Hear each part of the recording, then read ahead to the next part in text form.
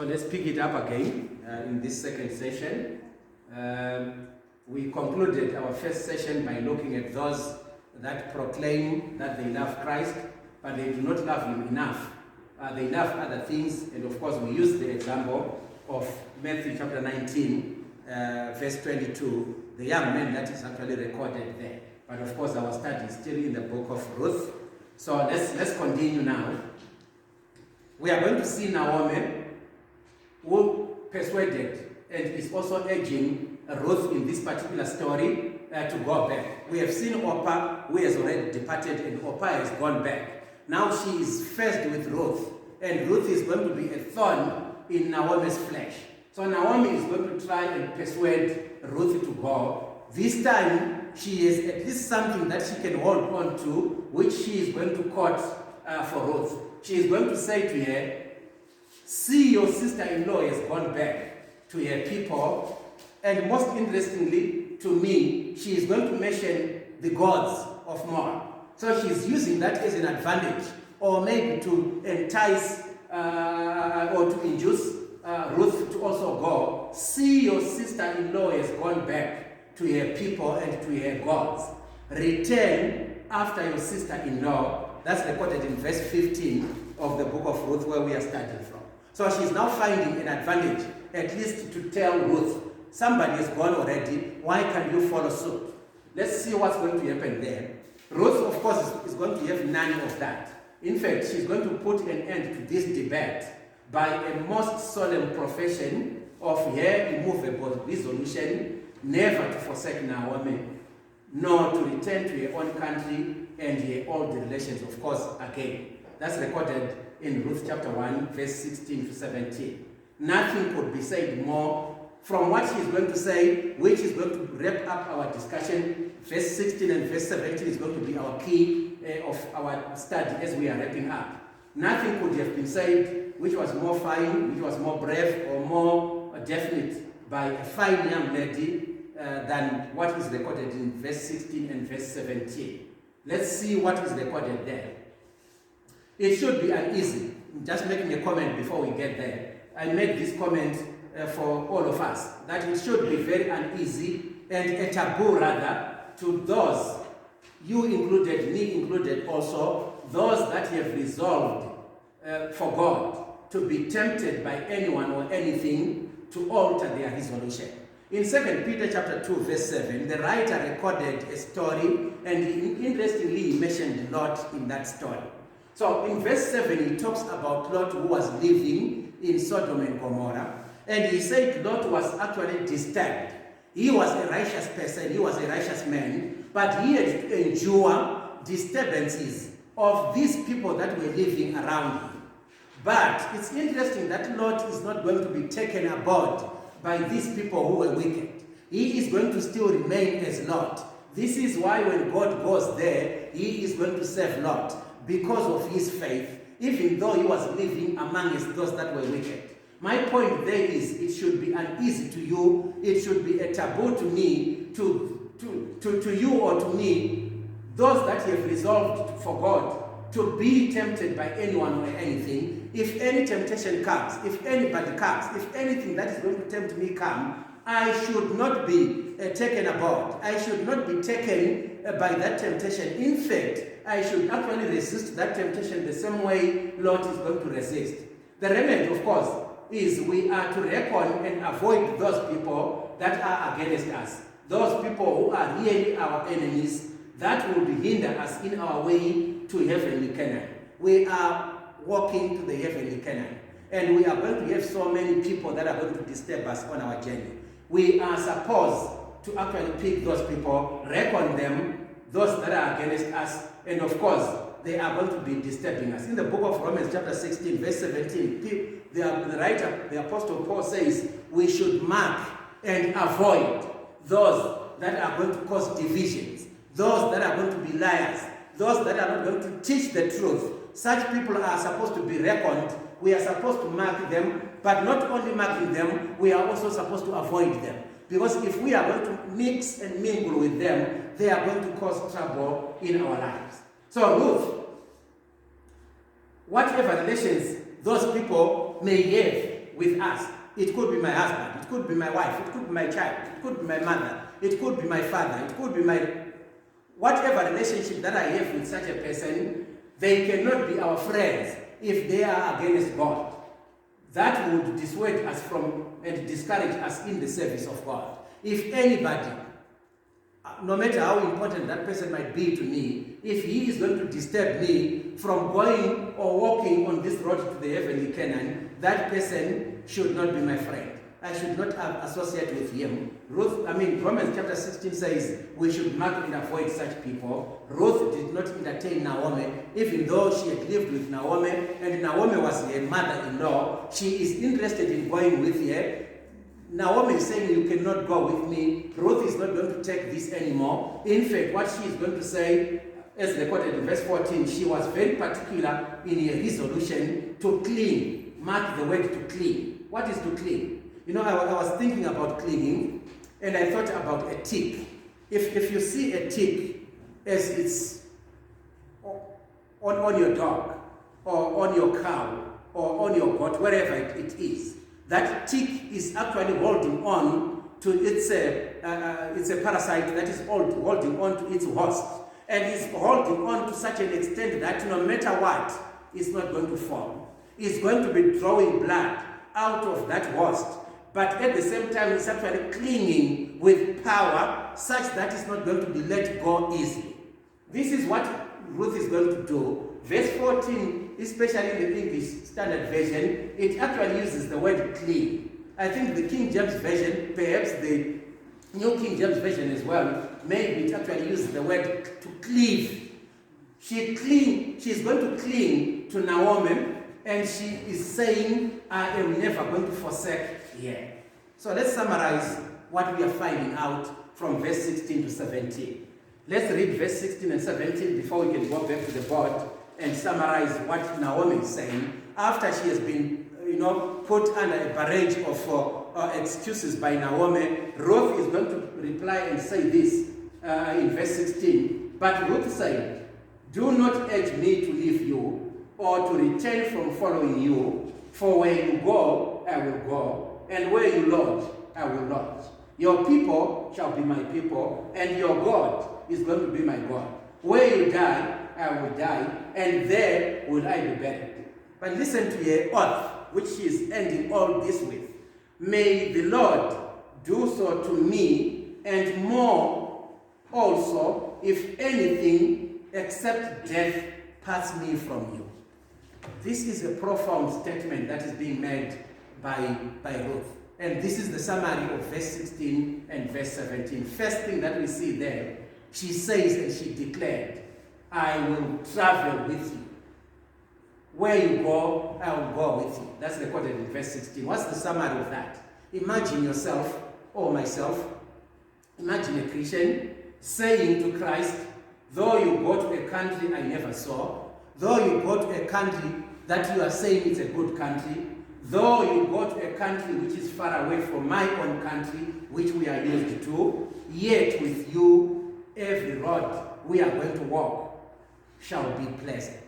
I'm not going to remain behind. Christ, I'm going to cling to you, and I am going to go to you. I'm going to go with you. Wherever you say, let's go, we are going to go. Imagine myself saying exactly that, copying from Ruth. But the second thing that I also want us to see there is from this statement which Ruth is going to make. She would dwell with her. This is dwelling with Naomi wherever she goes. Where you lodge, I will also lodge with you. Imagine yourself, imagine myself saying to Jesus, it might be in a nice cottage, or it might be in a worse lodging than Jacob's lodging when he had stones for pillow. You remember at Bethel, as we read in Genesis chapter 28, as Jacob is fleeing from his brother Esau, he is going to get to a place that was called Luz, and he is going to rename it to Bethel. At this place, he is going to sleep. But he did not have a comfortable pillow. He is going to use stones as his pillow. Imagine yourself saying to Christ, even if you tell me that where you lodge, we are going to use stones as our pillows, I am not going to remain behind. Where you lodge, Jesus, I will also lodge with you. A Christian should say exactly that. Where you set up your stuff, I will also set up mine. Where you are going to set up your tent, I'm also going to set up mine. Where you are going to sleep, Christ, I'm also going to sleep. Wherever and whenever it may be, I am always going to be with you. Ruth is saying to Naomi, I'm not going to leave you. I am going to be with you, because where you lodge is where I am also going to lodge. Christ, I'm not going to leave you. I can make that declaration now and say, where you are going to go, we are going to be together. Where you are going to lodge, no matter how much uncomfortability that we may find from the lodging, I am still going to go with you. Listen to what Ruth is going to say as our third note that we are taking from verse 16. She had developed a huge and emotional attachment in Naomi, and she's going to declare, your people shall be my people. I mean, this is not a small statement. Perhaps from Naomi's character, Ruth might have concluded certainly that her people, where she comes from, maybe she was coming from a great nation, and maybe the people there are wise, and maybe they were very understanding. I mean, I've said this before in different places, that there are so many times when somebody that you don't know may actually know your father before they have seen your father, because they have seen you. I mean, we have yet opportunities or times when our mothers are going to be shouted at because of what we would have done. I mean, you have heard so many statements where somebody is actually going to say, your mother is this or your father is that. Have you ever seen my father? No, you have never seen him. But why are you saying that? Because you have seen my behavior and you reckon you can only get this behavior from your father. Somebody has done something that is good, and your father is going to be praised, or your mother is going to be praised. Way, way away from where your father is. Simply because they reckon that you are doing this good thing because your father or your mother must have taken their time to actually coach you to do good things. Naomi, maybe she has exuded good character all this time that she has been with Ruth. And Ruth is reckoning that maybe the people of Israel are also as good as Naomi. This is why she's now comparing her own people and the people of Naomi. And she's declaring, your people shall be my people. I am going to go with you. Your people shall be mine. To do what? To associate with. I'm no longer going to associate with my own people. I will rather associate with your people. I am going to conform to your people, to conform to their demands, rather than conforming to my own people's demands. I am actually going to be there, and I'm going to be concerned for them. Imagine Ruth is a mother. Ruth is a brother, perhaps. Ruth is a father. She has all relatives. In fact, in all intents and purposes, she is living in Moab, and they are still in Moab, where she is actually having all relatives around her. But Ruth is saying, I am leaving all these relatives behind, because I reckon that your people are good people, and they are also going to be my people. Where you lodge, I am going to go with you. Your people shall also be my people. She judged them, that is the people of Israel, all by her mother-in-law, perhaps because of her good deeds. I don't know if she was really good, but she's going to judge the people of Israel by Naomi. Hence, she's going to declare that your people are also going to be my people. Actually, all those who profess to have a relation to, all those who profess a relation to the better heavenly country should actually aspire to inspire those living around them.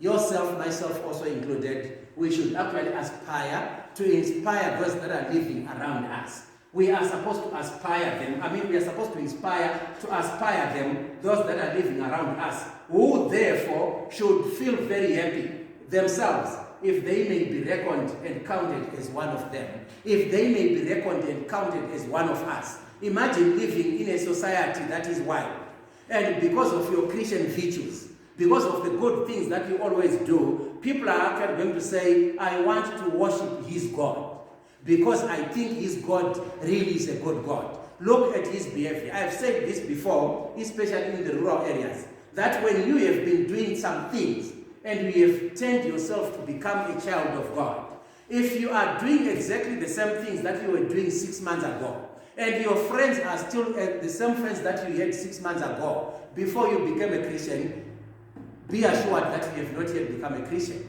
Because the moment you become a Christian, people should take note of what you have done. If people are not going to say, yes, this guy is now a Christian, you have not yet become a Christian, because if you are doing exactly what you were doing last time, and you are still having the same friends who will take you to go and start rumor mongering, the same friends that were taking you to go and steal, the same friends that were going to take you to go and be a prostitute, and those are still your friends, even after 6 months you have become a Christian, you are still living in the world. You are still living with you. Those people that are living around you are not going to want to become part of you because you would not have done anything good to them. You are still as you were. So what is it that we can copy from you? When we have become Christians, that's why I'm saying actually all those, you and me and everybody else who profess relation to the better heavenly country, anybody who profess relation to God and his Son in heaven, they are supposed to aspire to inspire those people that are living around them. They are supposed to be a good example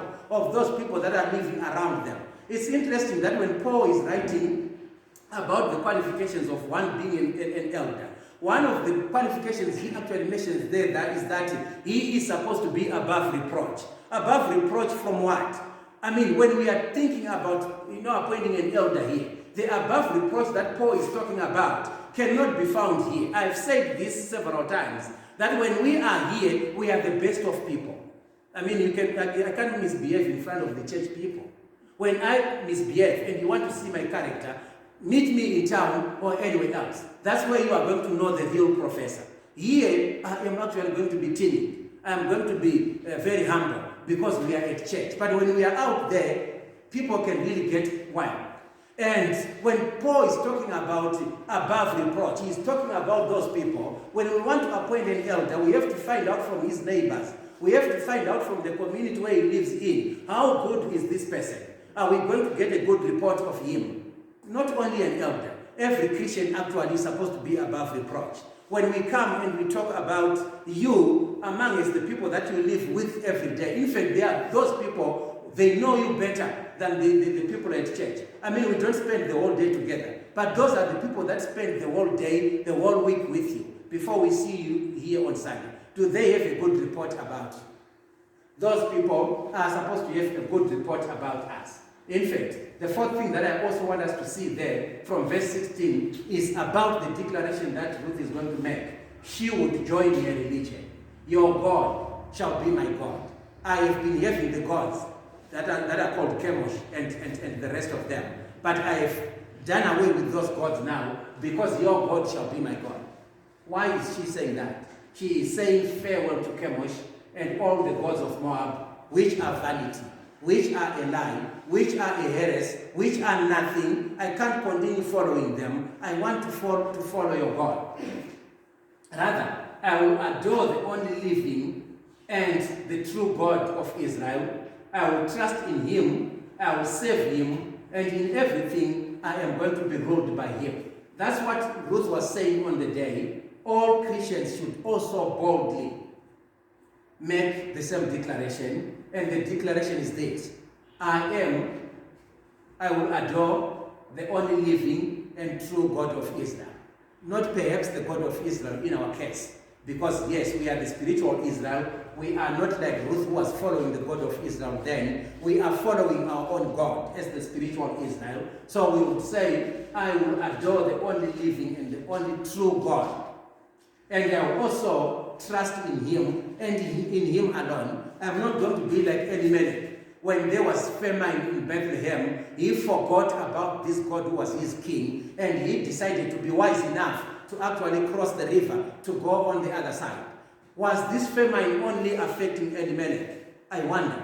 It was affecting everybody else. But all the others stayed behind, perhaps because they had faith in God, that one day is one day, we are actually going to have bread again. Elimelech decided from his wisdom or lack of it, she decided that she was going to go to Bethlehem, to Moab. She left the land of God and she went to the house or to the land of the Gentiles. She was not trusting in him, but make the declaration now and say, I will trust in him and in him alone. I will serve him only, and in everything I will be ruled by him, and I will be ruled by God only. If we make this declaration, then we would have learned a lot from what Ruth was saying. But there's also a fifth thing before we come to the sixth, which is the last thing, that we see from verse 17. All those things were in verse 16. Listen to verse 17.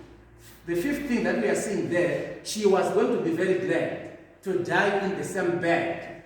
Where you die, I will die. This is what she's saying. I don't know if she really knew what she was saying, but what I know is that she knew that one day they are going to die. Both of them definitely they were going to die. And that in all probability, Naomi being the older one, maybe she was going to die first. As the elder one, she would die first. Maybe that was what was in her mind.